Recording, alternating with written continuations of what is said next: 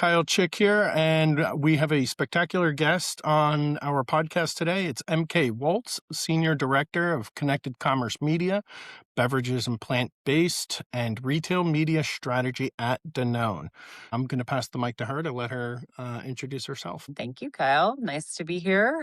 I have been at Danone for 8 years, and my whole background is in media strategy, planning, and buying on agency side until I came here because I wanted to work for a manufacturer and lead our media practice in the walls of Danone. And I'm responsible for all of our paid media strategy, planning and buying across our beverages and plant-based BU.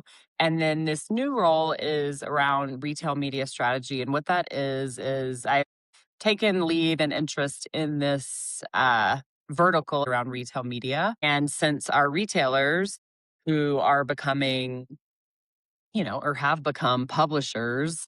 And for a food manufacturer, they are historically our customers. We have some of the largest brands in the food space, such as Oikos, Silk, Activia, International Delight, Evian, et cetera.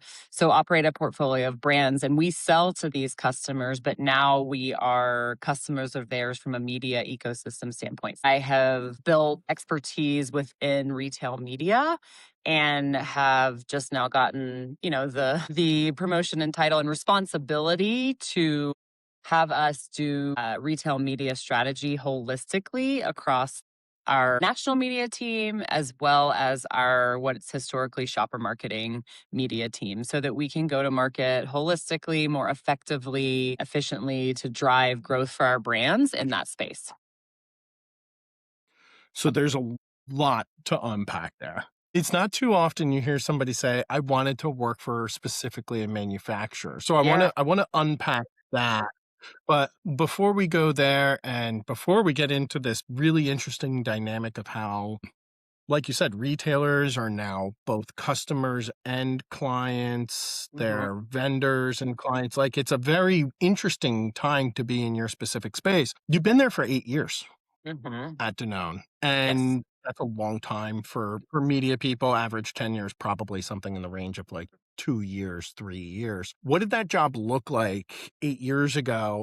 And how has that evolved over the last 8 years? Tell me about your career trajectory for the last 8 years. Yeah. So when I joined 8 years ago, so I joined Danone right after Danone acquired a company called White Wave Foods, which had the brands Silk, International Delight, Horizon Organic at the time.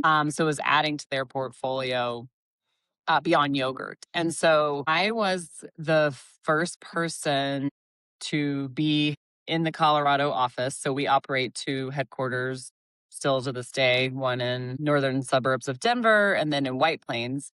And so at the time, two companies coming together, everything was very separate. And so this particular media center of excellence role in house at, you know, historically White Wave in Colorado didn't exist. And so I was brought on after it was now one company to known to be that person to build out the media, in-house media practice in Colorado, connecting, collaborating, being a part of a larger team that was mainly based in New York, in addition to where our agencies were, et cetera. It was really different than the agency world, and it was a really different time in the company because, two companies coming together is always, a unique experience. So it was challenging and rewarding because I wanted to come here because I wanted to learn something new beyond agency world, but I also didn't realize how different it would be in terms of like, to me, agency world was yes, you did a lot of independent work, but you also did a lot of, like, teamwork creating together. When I got here, it was like, "Okay, I'm an individual contributor." I didn't have anybody on my team. I was like, "All these people don't know me. I have to, like, forge the path," and I did and, started to understand the business and understand the people, and then, eventually hired a team to help me do that as a part of the business units that were operating out here at the time. I was, about, like, 6 months in, I was like, "Oh my gosh, what did I do?" I think that's kind of like a lot of things that are new. You're like, oh gosh, I want to go back Yeah. to what felt like a Goodness. warm blanket. Yeah. Familiar is always nice. Yes. Mhm. In there, you've totally answered kind of the manufacturing Yeah. gravitation, like why you Mhm. gravitated there. But it's Yeah. interesting, you also kind of touched on this how you're kind of caught in a balancing act, it sounds Mhm. like, right? So, like, both distributors from the retailers of Danone products, as well as them being publishers and vendors. So you're balancing that. But then Yep. over here, you're also balancing in-housing versus outsourcing for media agency and marketing Yep. type responsibilities. And Yep. you're constantly battling that balance. And Mhm. where's the pull? And I mean, that sounds like you're Yeah. constantly balancing. How are Yeah. you dealing with it? Where do your perspectives live? How do you feel about your kind of philosophies in those worlds? Like, walk me through that. Yeah, I guess for the balancing of like how to operate in a world where you're a media expert and you're working with agencies who you hire to deliver on that, right? And how I work with them because that was really different obviously coming from agency world. I was now the client who was working with, the agency people that I used to be. And what is, like, super interesting is we hire agencies because they are the experts in the space across everything, right? Like, I have, like, a particular view and a particular, yes, pedigree of, like, being in consumer packaged goods for a lot of different companies agency side, but now I have those fundamentals and that craft skill of media, and I know what that entails and involves. And then I am the consultant and trusted contributor, creator of all things media internally. And then I have to then broker that relationship with our agency teams, but I also can't take on all their work and I can't like review all of their work, but I need it to be, perfect, best foot forward as, they go back in front of our brand teams and our senior leaders. So it's almost like it's a partnership and then sometimes it's a curation. And then it's also me partnering with the brand teams to, help them understand and help guide them on decisions. But then also I have a role to then pressure test and push to what the agency is saying to us. And sometimes it's in conflict. We try it not to be, but I can't spend my time like reviewing every piece of work that comes through, or that's a waste of my time. Like I trust my agency that they will deliver on what is being said. But if they don't, there's a time and place for me to challenge that, talk to them about it. So we've really created like this partnership mindset across the board to help balance a lot of those dynamics. Yeah. Yeah.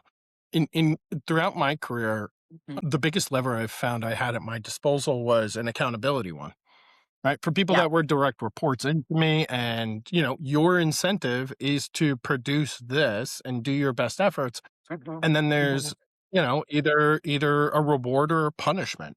Yeah.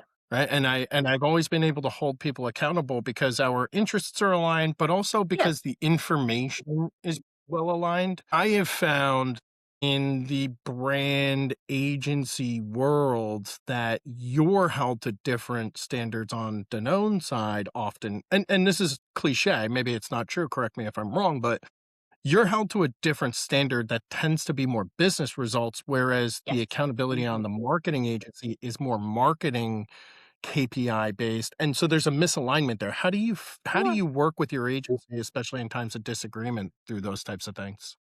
We're, graded on different things because we work for different companies, right? But what we try to build into a lot of our, agreements is, you're getting graded on how our business performs, right? And through a lot of other sets of metrics that are really specific to our business, to our teams, et cetera.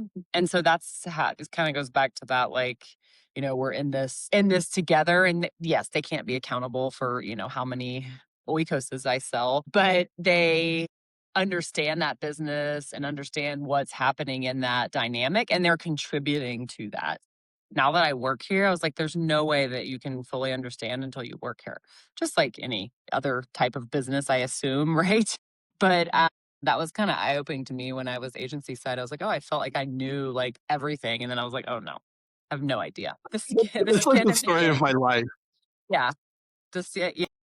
Like, I thought marriage and dating was gonna be the same, and boy, was No, that an eye opener. that's very true, right?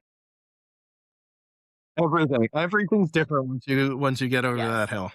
Yeah. So anyway, like long-winded way of saying we try to create those like mutually beneficial type of agreements and incentives to, you know, have our agency partners operate like true business partners. Yeah. Mhm. So, interestingly, on the business side of things and treating your agency partners like business partners, when I've worked with some of the largest brands in the world, when I'm talking to them, folks like yourself, there's almost like this MBA level of smartness. And I don't think it's just that, like, I don't think brand people are smarter than agency people. I think brand people are oftentimes more informed about the ongoings and the interdependencies of their own business. Yeah. You're talking to salespeople and people that are overseeing the Walmart contracts for Yep. Danone. That's a massive responsibility. And those Yeah. people are bringing forward negotiation tactics, and there's so much influence on the success and failures of that person's job on everything else that happens with Danone. How do Hmm. you guys integrate with your distribution partners? And then not just the marketing stuff, but is product getting on shelf? Oh yeah. How does supply chain and logistics work? What about, all of those things? Like, your brand is so interconnected, Yeah. and you're sitting in meters having that information, but oftentimes the agency doesn't get that type of information. Yeah. Are you guys an open book with a lot of your agencies and that type of stuff? Or is it like you have a responsibility, do it? We're transparent if you ask, but really you don't need to know what the new contract with Walmart says. How do you balance that? Yeah, I'd say we try to have as much visibility about, yeah, contracts, joint business plans, things like that, to where it impacts the agency and what they're planning and buying for sure. And then because the other side of it is like when I'm working with the agencies to deliver, yes, a plan for, Walmart or whatever else it is, I'm making sure that I have a majority of it so I know how to help them connect those dots. So this is kind of interesting and on topic, but because of how, the market has changed and evolved for, you know, people like me being having a seat at the table with like Walmart merchants and buyers, like that wasn't a thing.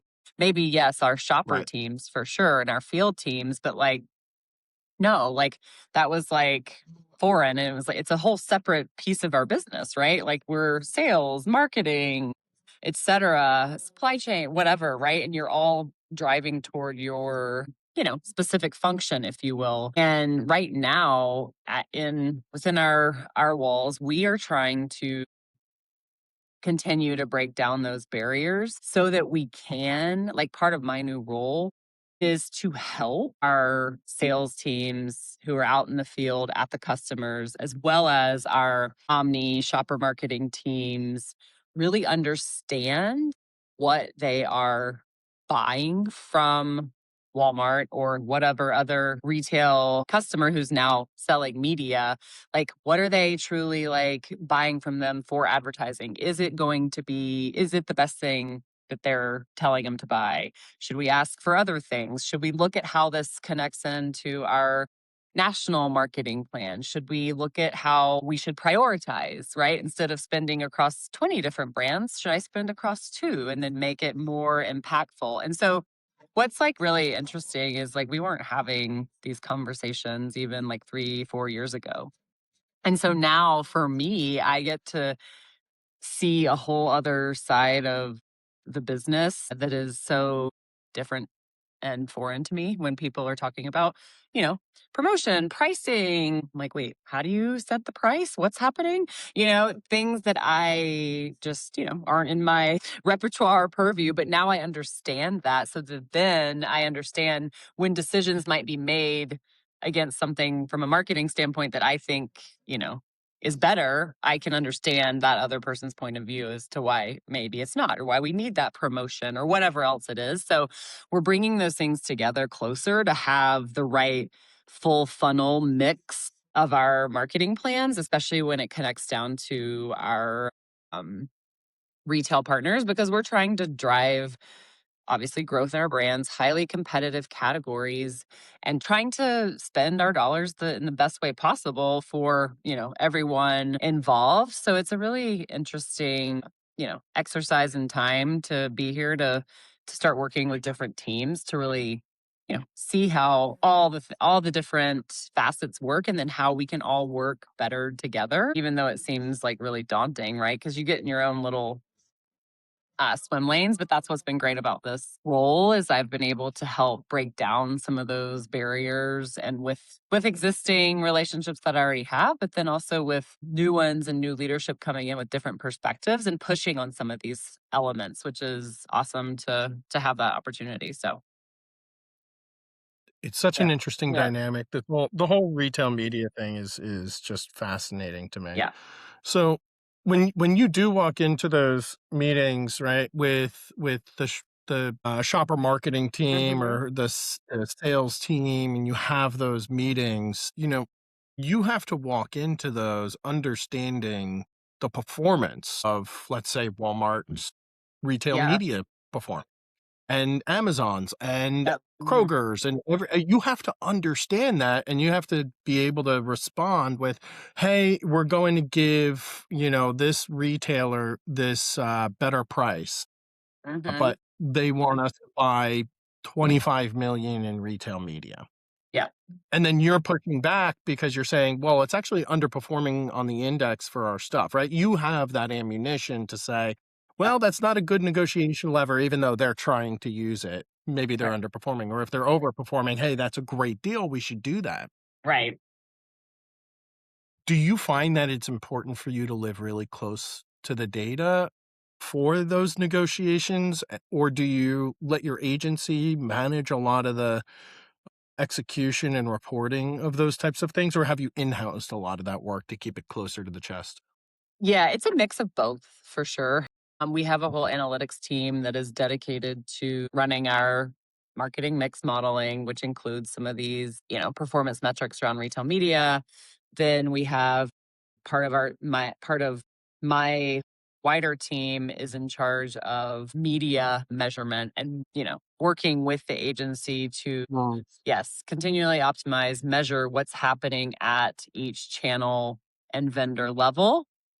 So with those mixed together, I'm not doing the analytical work, but I am privy and understand and know and study the the trajectory of it, so that yeah, I can and also understand like the wider landscape that's out there and what's happening, because that's the other piece of it from like a competitive standpoint, on knowing what others are doing the best we can. So all of that is more or less, yes, provided to us as a wider team to help make those decisions. And then, yeah, to your point, like I want all of our media publishers and partners that we buy with to have, visibility into that of like, hey, here's how you're performing against this other competitive set, and how can we do better together, to if it's not working, or how can we continue to make things working. So providing that visibility to them too makes them have more skin in the game, I feel like.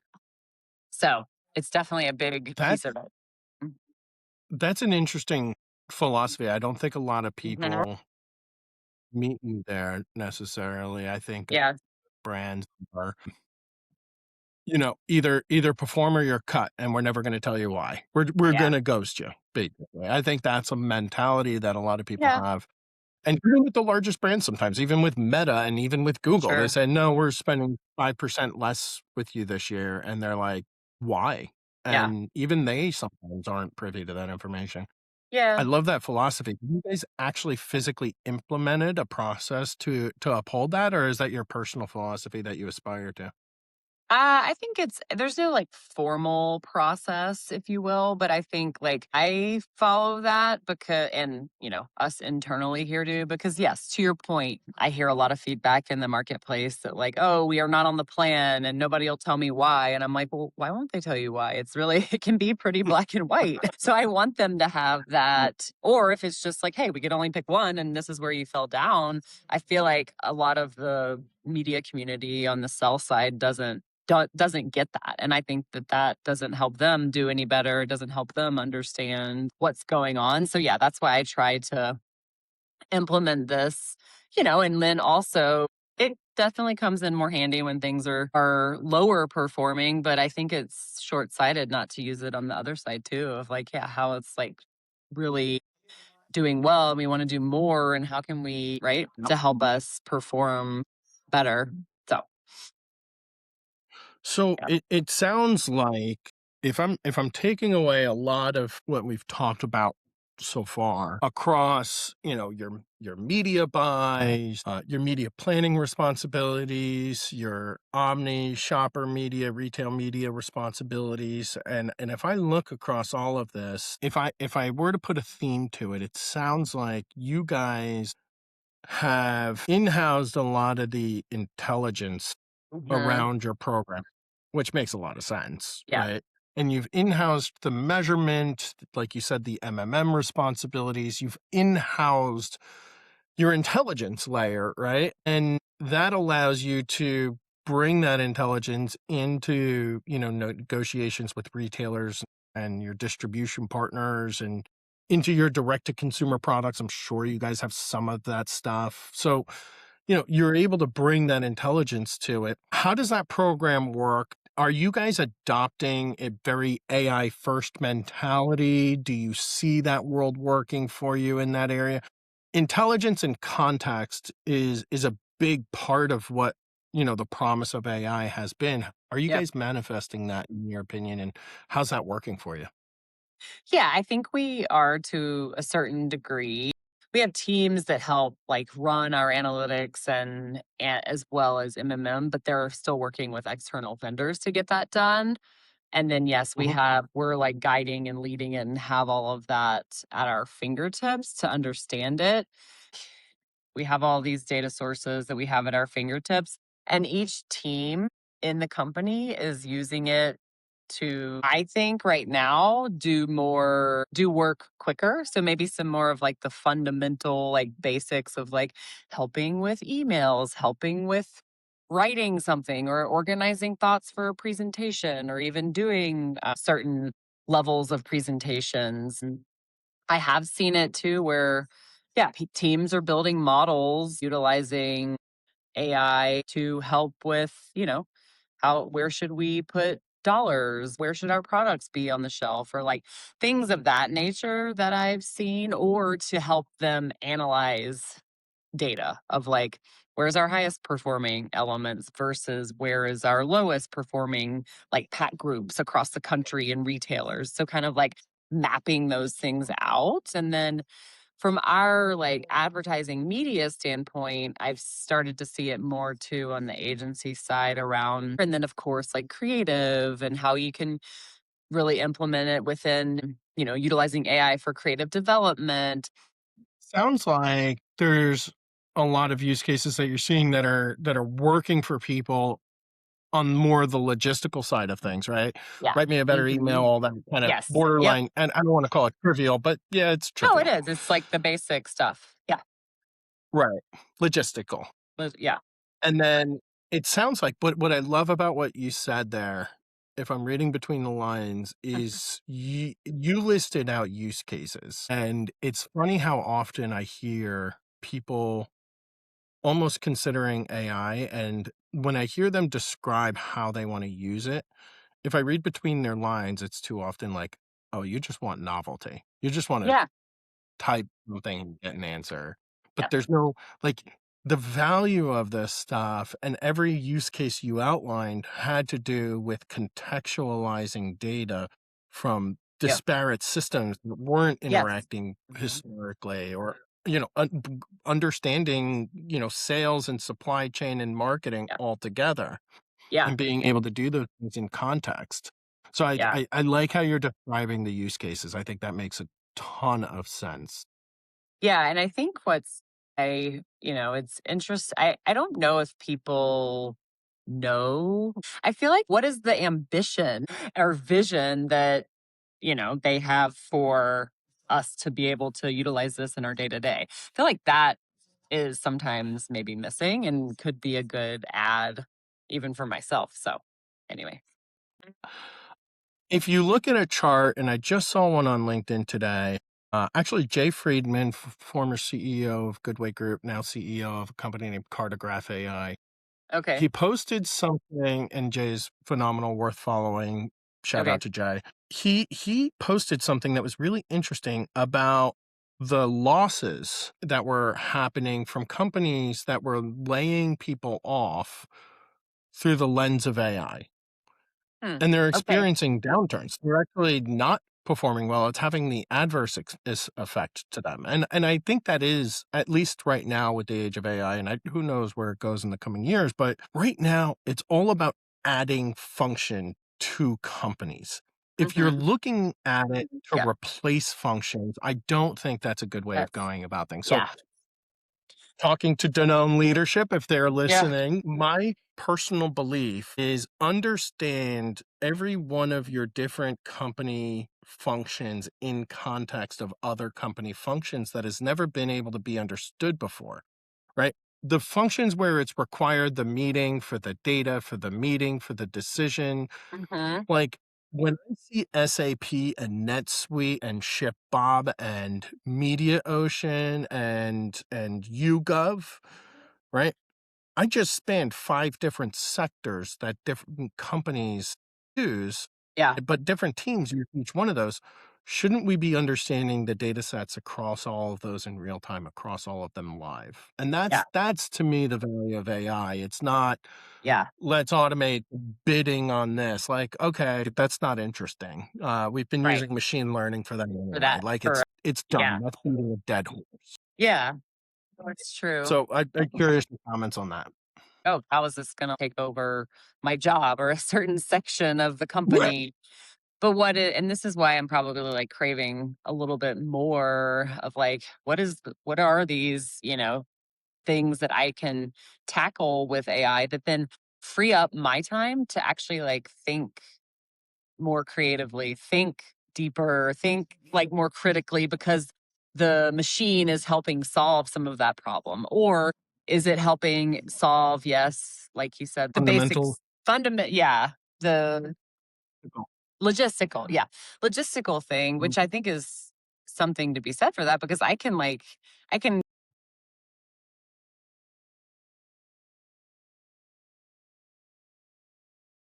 Yeah.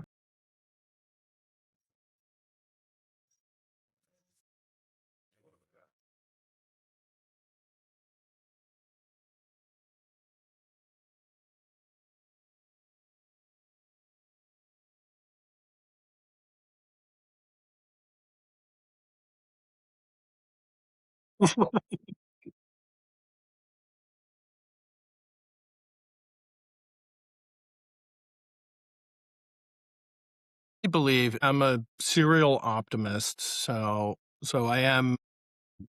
I always just have that maybe over calibrated optimistic perspective of things, but I really see it just unlocking creativity, right? So, like, I love the idea of offloading the crap I don't wanna do. Like, the way I describe at least my company, and when we first started it, there were a couple things we wanted to focus on.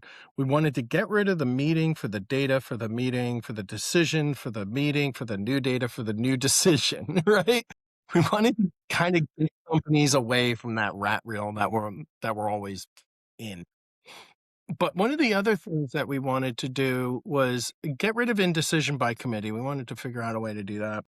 But the kind of third one was to get rid of this thing where even at the senior levels, I've put so much of my time and effort in the corporate world into preparing to work instead of getting to the work. I like pulling from here, pulling from there. Hey, analytics, can you give me this? Hey, like, I just want to be able to ask a machine these types of things. Do all the preps for me. I'm going to interpret it because I'm always going to know more than a machine, and I'm always going to be able to be more creative than a machine can be with what to do with that information. Right, and it sounds like that's how you think about it too, which is awesome. Maybe you and I should start a CPG company.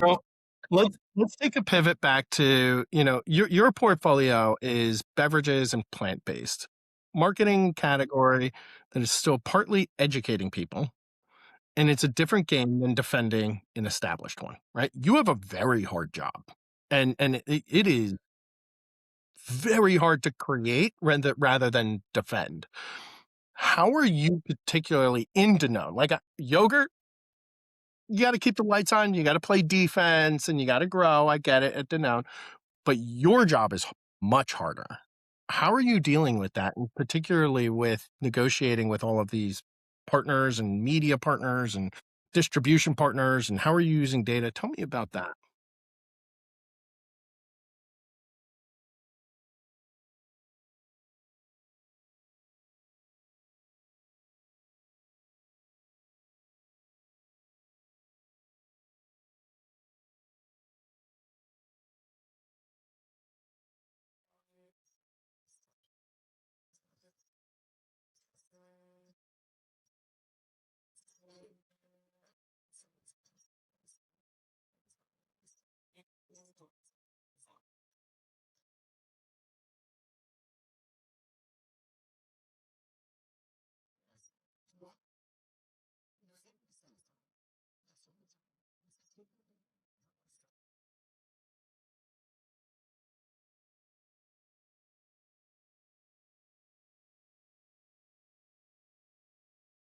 Mm.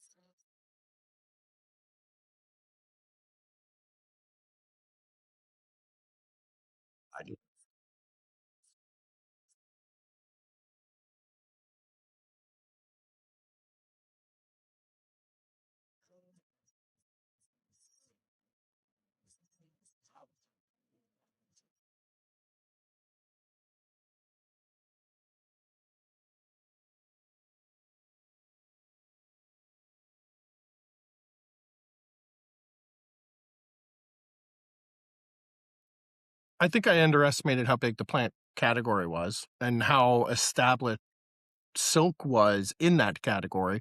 So it sounds like you're probably dealing with, defending your turf, but also probably being encouraged to drive disproportionate growth metrics compared to some of the, civilization level products that Danone, like water.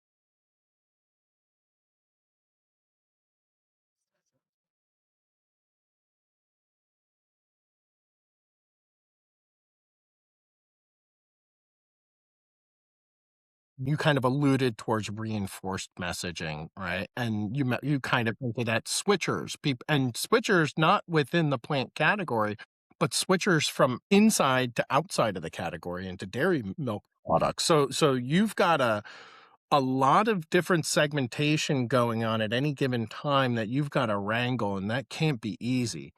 With You mentioned creative and you mentioned audience as AI use cases earlier. How are you balancing over targeting and hyper targeting with both creative and audience targeting versus broad reach targeting, which, if you're a Byron Sharp shop, which I believe Danone is, in reach frequency is, biblical, So how do you balance that hyper targeting with that reach mandate?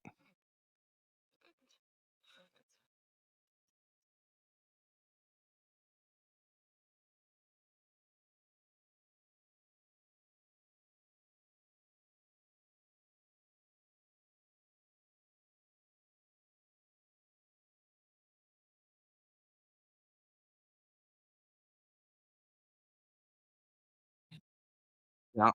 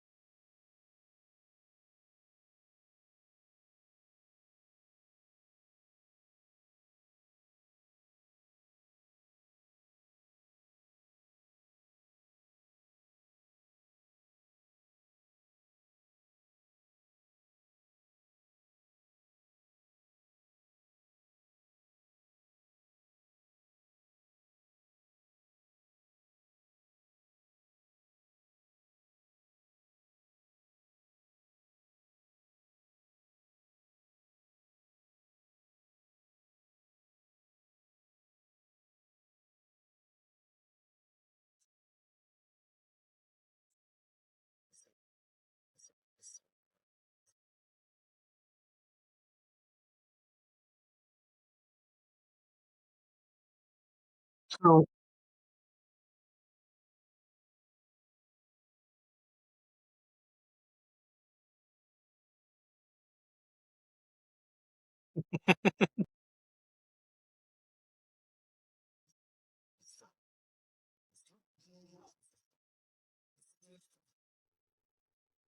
So, moral of the story for those listening, go out and buy your gallon of Silk. Everyone go try the vanilla brand. I used to drink it, and I'll switch back and I'll make a Silk purchase. Okay. So yeah.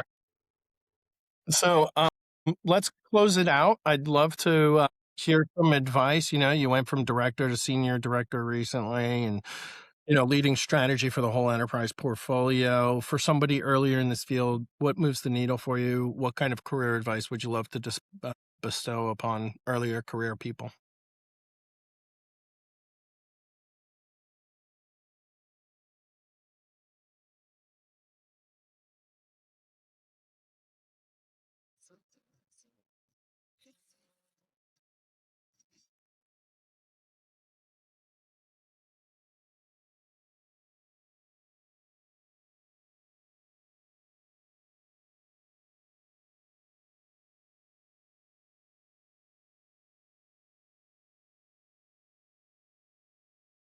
Patience.